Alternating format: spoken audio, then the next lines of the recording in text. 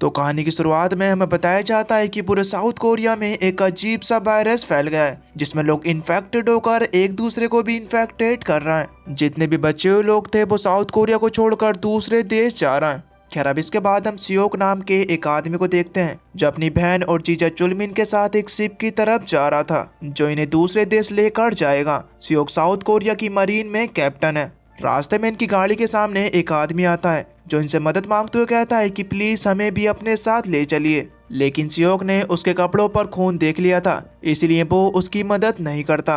अब तभी वहां पर उस आदमी की वाइफ आ जाती है। वो कहती है कि अगर तुम हमें नहीं ले जा सकते तो प्लीज हमारी बेटी को तो ले जाओ, लेकिन सियोक इनकी कोई भी मदद नहीं करता और वो इन्हें इसी तरह बेबस छोड़कर वहां से चला जाता है। इसके बाद वो अपनी फैमिली को सेफली शिप तक पहुंचा देता है। ये शिप साउथ कोरिया से जापान जा रही थी। अब तभी सियोक के पास एक ऑफिसर आता है जो उसे बताता है कि ये शिप जापान नहीं बल्कि हांगकांग जा रही है। ये सुन सियोक अपने सीनियर से इस बारे में बात करने के लिए जाता है। अब तभी हम यह देख पाते हैं कि एक आदमी अजीब तरह से रिएक्ट कर रहा है और देखते देखते वो आदमी थोड़ी देर में एक ज़ॉम्बी में बदल जाता है। वो वहाँ पर मौजूद सभी लोगों पर हमला कर देता है। इधर सियोक अपने सीनियर से पूछ ही रहा होता है कि आखिर ये शिप हांगकांग क्यों जा रही है। अब तभी एक ऑफिसर आकर इन्हें बताता है कि जहाँ पर सभी लोग मौजूद हैं उस कैबिन में एक इन्फेक्टेड आदमी ने हमला कर दिया है। ये सुन सियोक जल्दी से उस तरफ जाता है। रास्ते में एक ज़ॉम्बी ने उस पर हमला कर दिया लेकिन सियोक उसे शूट कर कर मार देता है। इसके बाद जब वो उस कैबिन में पहुंचा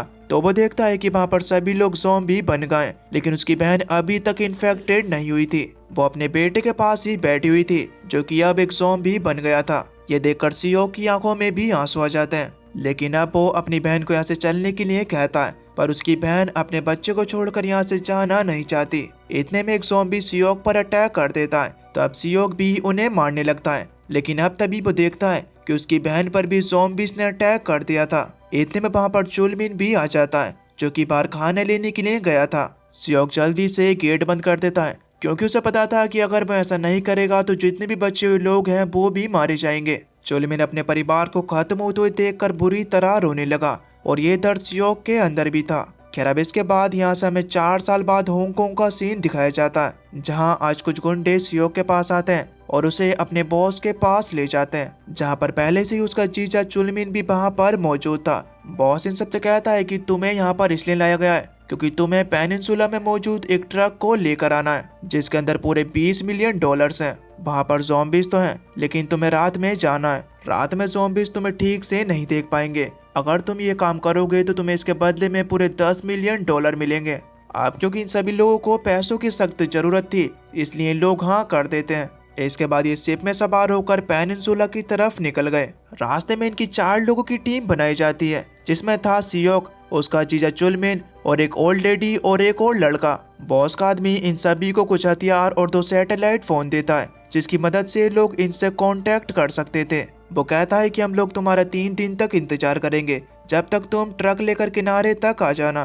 खैर अब इसके बाद ये लोग बोट के जरिए पेनिनसुला तक पहुंच जाते हैं। इन्हें वहां पर एक गाड़ी मिलती है जो कि पूरी तरह ठीक थी, इसीलिए ये लोग उसमें बैठकर आगे बढ़ते हैं। इनके साथ जो लेडी थी वो बहुत ही अच्छी तरीके से ड्राइविंग करती है और उसे यहाँ के सारे रास्ते पता थे क्योंकि वायरस फैलने से पहले वो यहाँ पर कैब ड्राइविंग की जॉब करती थी। खैर अब इन लोगों को रास्ते में एक ट्रक दिखाई देता है, लेकिन जब सियोक उसके पास जाता है तो वो डॉलर वाला ट्रक नहीं था। अब तभी सियोक को एक बिल्डिंग के अंदर बहुत सारे ज़ॉम्बीज़ दिखाई देते हैं जिसे देखकर वो जल्दी से गाड़ी में आ गया। इसके बाद जब ये लोग आगे जाते हैं तो इन्हें एक और ट्रक दिखाई देता है। सियोक उस ट्रक की तरफ जाने लगा। इसी बीच हम एक लड़की को देखते हैं जो कि लगातार इन पर नजरें रखी हुई थी। ये लोग जब उस ट्रक को चेक करते हैं तो इन्हें पता चलता है कि ये वही ट्रक है जिसे वो ढूंढ रहे थे। इसके अंदर कुछ बैग्स थे जिनके अंदर बहुत सारे डॉलर्स थे। ये लोग इन डॉलर्स को देखकर खुश हो गए। इसके बाद जब चुलमिन ट्रक की ड्राइविंग सीट को चेक करता है तो उसमें एक ज़ॉम्बी बैठा हुआ था। चुलमिन समझता है कि शायद ये मरा हुआ है, इसलिए वो ट्रक की चाबी निकालने लगा, लेकिन तभी इतने में ही वो ज़ॉम्बी जाग जाता है और चुलमिन पर अटैक करने की कोशिश करता है। अपने आप को बचाने के चक्कर में चुलमिन के हाथ से ट्रक का हॉर्न बज गया जिससे आसपास की सभी जगह पर बहुत तेज आवाज हो जाती है। सियोक ने जल्दी से यहाँ पर आकर चुलमिन को बचाकर उस ज़ॉम्बी को शूट कर दिया। इन लोगों को लगा कि अब ये सेफ है, लेकिन असली मुसीबत तो अब आने वाली थी। वहाँ पर आवाज होने की वजह से अब इनके आसपास के सभी ज़ॉम्बीज़ इनकी तरफ आने लगते हैं। सियोक को देखकर उन सभी को गाड़ी और ट्रक में जाने के लिए कहता है और फिर वो अकेला ही उन सारे ज़ॉम्बी से लड़ता है। वो किसी तरह ज़ॉम्बी से लड़ता हुआ ट्रक में जाकर बैठ गया और इसके बाद ये लोग गाड़ी और ट्रक लेकर वहां से निकल जाते हैं। अब जाकर फाइनली इनकी जान बची। ये लोग बहुत ही ज्यादा खुश थे क्योंकि अब बस इन्हें ट्रक किनारे पर ले जाना था और $10 मिलियन इनके। ये लोग वहां से जा ही रहे थे कि तभी एक आदमी इनकी गाड़ी के सामने फ्लेयर गन चलाता है। ये लोग समझ नहीं पाते कि आखिर ये क्या है, लेकिन अब तभी फ्लेयर गन की रोशनी की वजह से वहां पर बहुत सारे ज़ॉम्बीज़ आने लगते हैं। ये देखकर सियोक जल्दी से उन्हें वहां से भागने के लिए कहता है, लेकिन रास्ते में अब ज़ॉम्बीज़ होने की वजह से इनकी कार ठुक जाती है और पीछे चल रहा ट्रक कार में जाकर लगता है। इस झटके से सियोक ट्रक से बाहर जाकर गिरा था। वो देखता है कि उनके साथ वाली लेडी की मौके पर ही मौत हो गई थी और अब तभी ज़ॉम्बीज़ इनके साथ वाले लड़के पर भी अटैक कर देते हैं। चुलमिन अपनी जान बचाने के लिए जल्दी से उस ट्रक के अंदर जाकर गेट बंद कर लेता है। इधर सियोक ज़ॉम्बी से लड़ रहा था, लेकिन अब तभी उसकी गोलियां भी खत्म हो गईं और अब उसका बचना मानो नामुमकिन सा था। लेकिन अब तभी उसके सामने एक कार आती है और ये कार वही लड़की लेकर आई थी जो इन पर स्टार्टिंग से निगाह रख रही थी। वो सियोक को अपनी कार में बैठाकर उसे वहां से ही ले जाने लगी। इस लड़की का नाम था जूनी और इसके साथ इसकी छोटी बहन भी थी जिसका नाम था यूजिन। रास्ते में लड़की इतनी खतरनाक गाड़ी चलाती है कि बस पूछो मत। गाड़ी में लगातार झटके लगने की वजह से सियोक वहीं पर बेहोश हो जाता है। खैर अब रास्ते में इन्हें आगे ज़ॉम्बीज़ खड़े मिलते हैं। तब यूजिन अपनी टॉय कार निकालती है और उसकी मदद से उन सभी ज़ॉम्बीज़ को रास्ते से हटा देती है। इसके बाद ये लोग वहां से निकल जाते हैं। इधर सभी ज़ॉम्बीज़ उस ट्रक को घेरे हुए थे जिसके अंदर चुलमिन था, लेकिन अब तभी वहां पर एक ट्रक आता है जिसके अंदर लाइटें वाइटें लगी हुई थी और वो बहुत ही ज्यादा चमक रहा था। उसमें गाने भी चल रहे थे जिस वजह से सबके सब ज़ॉम्बीज़ उस ट्रक के पीछे पीछे चले जाते हैं। दरअसल ये एक ग्रुप की ज़ॉम्बीज़ को हटाने की टेक्निक थी। ये वही लोग थे जिन्होंने कुछ देर पहले फ्लेयर गन चलाई थी। इनके ग्रुप के लीडर का नाम था सर्जेंट वोंग। अब तभी उस ट्रक में से सियोक की टीम वाला लड़का निकलता है जिसने अंदर किसी तरह अपने आप को ज़ॉम्बी से बचा कर रखा हुआ था। वो इन लोगों से हेल्प मांगता है, लेकिन सर्जेंट वोंग इनकी हेल्प करने की बजाय पहले तो उसे बहुत ही बुरी तरीके से मारता है और फिर इसके बाद एक लोहे की रोड से उसके सर को क्रश करके उसे जान से मार देता है। इसके बाद ये लोग उस ट्रक को अपने साथ वहां से ले जाते हैं क्योंकि इन्हें लग रहा था कि इसके अंदर बहुत सी खाने की चीजें होंगी। इधर जब सियोक की आंख खुलती है तो अपने सामने एक आदमी को देखता है जिसका नाम था किम। किम इन लड़कियों का ग्रैंडफादर था।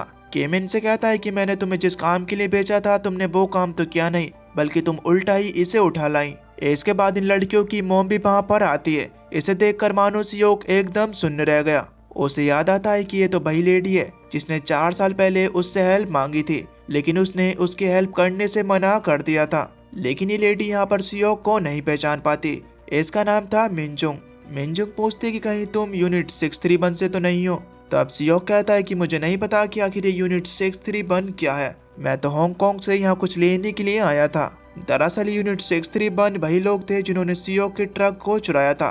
ये लोग अपने ठिकाने पर आकर काफी ज्यादा खुश होते हैं क्योंकि इन्हें लग रहा था कि इसमें खाने पीने की बहुत सारी चीजें होंगी। लेकिन जब इन्होंने ट्रक को खोला तो उन्हें उसके अंदर चुलमिन मिलता है। चुलमिन को देखकर सर्जेंट वोंग इनसे कहता है कि इसे भी जल्दी से अरीना में लेकर आओ। इसके बाद हम देखते हैं एक लड़का जिसका नाम था प्राइवेट किम, जो यहाँ पर खाना देने का छोटा मोटा काम करता है। वो जब ट्रक को चेक करता है तो उसे उसके अंदर बहुत सारे डॉलर दिखाई देते हैं। वो यह बात जाकर सीधा कैप्टन सीओ को बताता है। कैप्टन सीओ ने जब उस ट्रक को चेक किया तो उसमें वाकई बहुत सारे डॉलर्स थे। उसे उस ट्रक में एक सैटेलाइट फोन भी मिलता है जिसे ऑन करते ही दूसरी तरफ से डॉन का आदमी उससे कहता है कि तुम जल्दी से किनारे पर आओ। तब कैप्टन सीओ कहता है कि तुम लोग कौन बोल रहे हो। डॉन का आदमी कहता है कि मुझे फर्क नहीं पड़ता कि तुम कौन हो, अगर तुम ट्रक को किनारे तक लेकर आओगे तो तुम्हें आधे पैसे मिलेंगे और यहाँ से निकाल भी लिया जाएगा। इधर हम चुलमिन को देखते हैं जिसे सभी लोग बाकी लोगों के साथ एक गेम में भेजते हैं। यहाँ इन लोगों को ज़ॉम्बी से बचना था। जैसे ये गेम शुरू होता है तो बहुत सारे ज़ॉम्बीज़ वहाँ पर मौजूद लोगों पर हमला कर देते हैं। चुलमिन ये देखकर बुरी तरह डर गया। वो किसी तरह उन ज़ॉम्बीज़ से अपने आप को यहाँ पर बचाने की कोशिश करता है। ये ज़ॉम्बीज़ यहाँ पर ज्यादातर लोगों को मार देते हैं, लेकिन एंड होने तक चुलमिन अपने आप को बचाए रखता है और वो उस गेम एरिया से बाहर आ जाता है। दरअसल यहाँ पर रहने वाले लोगों के लिए ये सिर्फ उनका इंजॉयमेंट है। ये हर कैदी के साथ ऐसा ही करते हैं। इधर दूसरी तरफ ग्रैंडफादर किम अपने रेडियो के जरिए अपनी एक यूएसए फ्रेंड से बात करने की कोशिश कर रहे थे कि वो आकर इन्हें रेस्क्यू कर वहां से ले जाए। सियोक या मिनजुंग को बताता है कि वो लोग यहाँ पर पैसों का ट्रक लेने के लिए आए थे। उनके पास सैटेलाइट फोन भी थे, लेकिन वो उस ट्रक में ही रह गए। उस सैटेलाइट के जरिए हम अपने लोगों से बात कर सकते हैं। वो लोग अपनी बोट लेकर किनारे पर खड़े होंगे, जिसमें बैठकर हम लोग यहाँ से निकल सकते हैं, लेकिन उसके लिए हमें ट्रक चुराना होगा। तब मिनचुंग ये फैसला करती है कि वो लोग यूनिट 631 के पास जाकर उनसे ट्रक चुराएंगे और फिर यहाँ से निकल जाएंगे। यहाँ किम कहता है कि हमें यहाँ से नहीं जाना चाहिए, मेरी दोस्त हमें बचाने के लिए आएगी। लेकिन ये लोग उसकी बातों पर यकीन नहीं करते, क्योंकि कई महीनों से वो यही बात कह रहा है। मिनजुंग सियोक से कहती है कि तुम जाकर थोड़ा आराम कर लो, सूरज ढलते ही हम लोग यहाँ से निकल जाएंगे। खैर, अब जब सियोक थोड़ी देर के लिए सोता है तो उसे वही सपना आता है। ये चीज सियोक को अंदर से खाई जा रही थी, इसीलिए वो उठकर मिनजुंग के पास आता है और उसे कहता है कि मैं वही आदमी हूँ जिसने कुछ साल पहले तुम्हारी मदद करने से मना कर दिया था। ये सुन मिनजुंग को थोड़ा बुरा तो लगता है, लेकिन फिर वो उससे कहती है कि तुम इस बात को छोड़ो, तुम इसके बदले में अब मेरी बच्चियों को सेफ रखना, तुम इसके कर्जदार हो। इसके बाद ये सभी लोग गाड़ी में बैठकर यूनिट 631 की तरफ निकल जाते हैं। उनके इलाके से कुछ ही दूर पर गाड़ी रोककर मिनजुंग अपनी बेटी चुनी से कहती है कि अगर मैं सूरज ढलने से पहले वापस नहीं आई तो तुम सभी लोग गाड़ी लेकर यहाँ से निकल जाना। इसके बाद मिनजुंग और सियोक यूनिट 631 तक पहुँच जाते हैं। इधर अरीना में अब एक बार फिर से गेम शुरू हो जाता है और ज़ॉम्बीज़ फिर से इन्हें मारने लगते हैं। दूसरी तरफ सियोक और मिनजुंग को ट्रक मिल जाता है, लेकिन अब तभी वहाँ पर प्राइवेट किम आ गया। मिनजुंग उस पर गन तान देती है और उससे पूछती है कि आखिर सैटेलाइट फोन कहाँ है। तब वो बताता है कि सैटेलाइट फोन तो कैप्टन सियोक के पास है, वो फोन हमें ट्रक में से ही निकले एक आदमी से मिला था। ये सुन सियोक समझ जाता है कि वो उसका जीजा चुलमिन है, इसीलिए वो उसे बचाने के लिए अब जल्दी से अरीना की तरफ भागता है। यहाँ जब मिनजुंग प्राइवेट किम से पूछताछ कर रही थी, तभी वहाँ कैप्टन सीओ आ जाता है। मिनजुंग उसे कहती है कि वो सैटेलाइट फोन मुझे दे दो, लेकिन कैप्टन उल्टा ही उस पर गोलियां चलाने लगता है। तब मिनजुंग ट्रक को स्टार्ट करके उसे टक्कर मारकर गिरा देती है। इसके बाद वो उसकी पॉकेट से सैटेलाइट फोन लेकर वहाँ से चली जाती है। इधर हम गैमी गरीना को देखते हैं, जहाँ लोग अपनी जान बचाकर भाग रहे थे। यहाँ एक ज़ॉम्बी चुलमिन को मार ही देता, लेकिन तभी वहाँ सियोक आकर उसे शूट कर देता है। इसके बाद वो स्मोक करके चुलमिन को लेकर वहाँ से भागने लगा, लेकिन अब यूनिट 631 के लोग भी उसे ढूंढ रहे थे। यहाँ सियोक पर एक ज़ॉम्बी हमला कर देता है। अब चुलमिन चाहता तो वो अपनी जान बचाकर यहाँ से भाग सकता था, लेकिन वो ऐसा नहीं करता। वो गन उठाकर यूनिट 631 के लोगों को मार देता है। इसके बाद वो सियोक की तरफ गन फेंकता है, लेकिन तभी सर्जेंट बॉन्ग पीछे से चुलमिन को शूट कर देता है, जिससे चुलमिन वहीं पर मारा गया। ये देखकर सियोक एकदम हैरान रह जाता है। चुलमिन को मरा हुआ देखकर सियोक रोने लगा, क्योंकि वही एकमात्र इंसान था जो उसकी फैमिली में बचा हुआ था। इसके बाद सियोक बाकी के लोगों से भी लड़ने लगता है। अब तभी पीछे से सर्जेंट बॉन्ग सियोक को शूट करने ही वाला था कि तभी पीछे से ट्रक लेकर मिनजुंग आ जाती है। वो जल्दी से ट्रक में सियोक को बैठाकर वहां से जाने लगी, लेकिन शोर होने की वजह से वहां पर इतने सारे ज़ॉम्बीज़ आ जाते हैं कि वो इनके ट्रक को चारों तरफ से घेर लेते हैं। इनका ट्रक अब बिल्कुल भी आगे नहीं बढ़ पाता। सियोक किसी तरीके से गोलियां मारकर उन ज़ॉम्बीज़ को दूर तो कर रहा था, लेकिन उन ज़ॉम्बीज़ की तादाद बहुत ज्यादा थी। अब इस पॉइंट पर तो इन्हें लग रहा था कि अब ये मारे जाएंगे, लेकिन अब तभी वहां पर बहुत ही तेज रोशनी चमकती है। दरअसल वो रोशनी थी जूनी की गाड़ी की। जूनी अपनी गाड़ी लेकर वहां पर आती है और हॉर्न बजाकर उन सभी ज़ॉम्बीज़ को अपनी तरफ अट्रैक्ट करती है। जैसे ही ज़ॉम्बीज़ उसकी तरफ आते हैं तो ये लगातार उन ज़ॉम्बीज़ को ठोकने लगती है। अब जब ट्रक के सामने से सारे ज़ॉम्बीज़ चले गए थे, तो अब यहाँ पर मिनजुंग भी पीछे से ट्रक ले जाकर ज़ॉम्बीज़ को कुचल देती है। खैर, अब ये लोग यहाँ से बचकर तो निकल जाते हैं, लेकिन अब तभी वहाँ पर थोड़ी देर बाद सर्जेंट बॉन्ग और उसके आदमी उनका पीछा करने लगते हैं। उन्होंने आसमान में फ्लेयर फायर कर रोशनी कर दी, जिस वजह से अब जितने भी ज़ॉम्बीज़ थे वो उस रोशनी की तरफ भागने लगे। सर्जेंट वॉन्ग का आदमी उनके बिल्कुल पीछे पीछे थे। अब इन लोगों को ज़ॉम्बीज़ के साथ साथ सर्जेंट वॉन्ग से भी बचना था। कुछ गुंडों को तो जूनी अपनी कमाल की ड्राइविंग स्किल से ठिकाने लगा देती है, और अब जब जूनी इतनी कमाल की ड्राइवर थी तो उसकी मॉम भी किसी से कम नहीं थी। वो भी बहुत ही अच्छे तरीके से ड्राइविंग करते हुए ट्रक को ज़ॉम्बीज़ से भी बचाती है और उन गुंडों से भी। सियोक अपना दिमाग लगाकर उन गुंडों को मारता है और सर्जेंट वॉन्ग के सभी प्लान को कैंसिल कर देता है। इसी बीच इनका ट्रक उसी बिल्डिंग के पास से होकर गुजरता है जिसके अंदर सियोक ने बहुत सारे ज़ॉम्बीज़ को देखा था। सियोक ने उस बिल्डिंग पर फायर कर उसके सारे गिलास को तोड़ दिया, जिस वजह से ज़ॉम्बीज़ नीचे आ जाते हैं, और इसके बाद वो सर्जेंट की गाड़ी को चारों तरफ से घेर लेते हैं। वो ज़ॉम्बीज इतने ज़्यादा थे कि सर्जेंट वोंग वहाँ से निकल ही नहीं पाता और वो ज़ॉम्बीज यहीं पर सर्जेंट वोंग का काम तमाम कर देते हैं।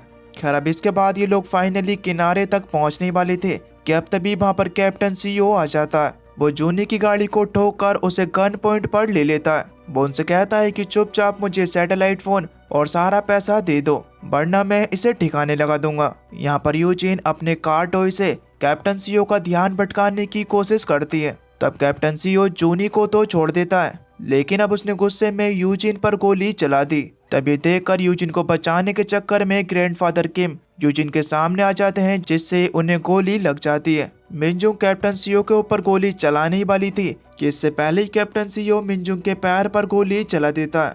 अब जब तक सीओ उसे रोकता तब तक वो उस पैसे वाले ट्रक को लेकर वहां से चला जाता है। अब इन लोगों की आखिरी उम्मीद भी खत्म हो गई थी, इसलिए लोग काफी ज्यादा दुखी थे।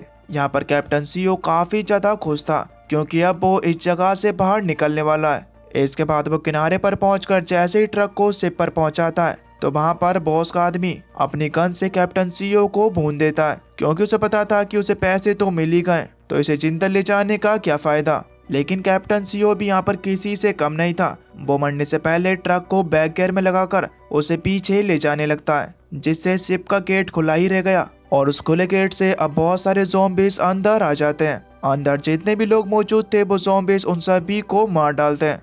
इधर दूसरी तरफ अब ग्रैंडपा किम मरने वाले थे। वो अपनी पोतियों से कहते हैं कि प्लीज बेटा मुझे माफ कर देना, मैं तुम्हें इस नर्क से बाहर नहीं निकाल पाया। यूजीन और जूनी काफी ज्यादा रो रही थी। इतना कहने के बाद यहाँ पर ग्रैंडपा किम की मौत हो जाती है।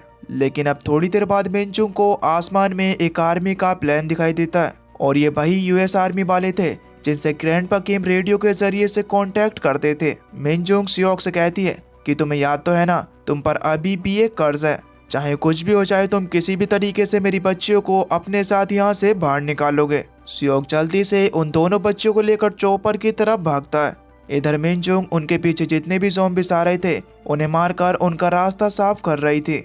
अब यहाँ पर किसी तरह सियोक इन दोनों बच्चों को लेकर चौपर तक पहुँच जाता है। मिनजुंग अभी भी वहीं पर थी। आर्मी वाले इनसे कहते हैं कि हमें जल्द से जल्द यहाँ से निकलना होगा, लेकिन वो दोनों बच्चियाँ रोते हुए कहते हैं कि हम अपनी मोम के बिना यहाँ से नहीं जाएंगे। इधर मिनजुंग ये जानती थी कि वो अब चौपर तक नहीं पहुंच पाएगी क्योंकि उसके पैर में भी चोट है। इस वजह से वो एक ट्रक में जाकर बैठ जाती है और अपने आप को खत्म करने का फैसला करती है। इधर जूनी उन आर्मी वालों पर गन पॉइंट कर उनसे कहती है कि मैं अपनी मॉम के बिना यहाँ से नहीं जाऊंगी। इधर मिनजुंग भी अपने आप को मारने वाली थी। यहाँ पर सीओ को भी ये पता था कि अपनी फैमिली को खोने का दर्द कितना ज्यादा होता है, क्योंकि उसने भी अपनी फैमिली खोई थी। वो यूजिन से कहता है कि तुम यहीं पर रुको, मैं तुम्हारी मोम को बचा कर लेकर आता हूँ। इसके बाद वो मिनजुंग की तरफ भागता है। इधर मिनजुंग को जब ये बात पता चलती है कि उसे बचाने के लिए सीओ आ रहा है तो वो मरने का प्लान कैंसिल करती है और वहाँ पर मौजूद ज़ॉम्बीज को मारने लगती है। इसके बाद वो किसी तरीके से उस ट्रक से निकलकर वहाँ से भागने लगती है। सियोक मिनजुंग के पास मौजूद धीरे धीरे कर सभी ज़ॉम्बीज को मारता है और अब मिनजुंग भी उन ज़ॉम्बीज से बचकर चौपर तक पहुँचती है। अब ये सभी लोग उन ज़ॉम्बीज से बच जाते हैं और इसके बाद ये उस चौपर में बैठकर वहाँ से निकल जाते हैं। और बस दोस्तों, इसी के साथ ये मूवी यहीं पर खत्म हो जाती है। तो आपको ये मूवी कैसी लगी हमें नीचे कमेंट करके जरूर बताना। और अगर आप चैनल पर नए हो तो प्लीज़ चैनल को सब्सक्राइब कर बेल नोटिफिकेशन को ऑल पर सेलेक्ट कर देना, ताकि अगली वीडियो की नोटिफिकेशन आपके पास सबसे पहले आ सके। तो चलिए, मैं मिलता हूँ आपको एक न्यू इंटरेस्टिंग वीडियो में। तब तक के लिए खुश रहिए और अपना ख्याल रखिए।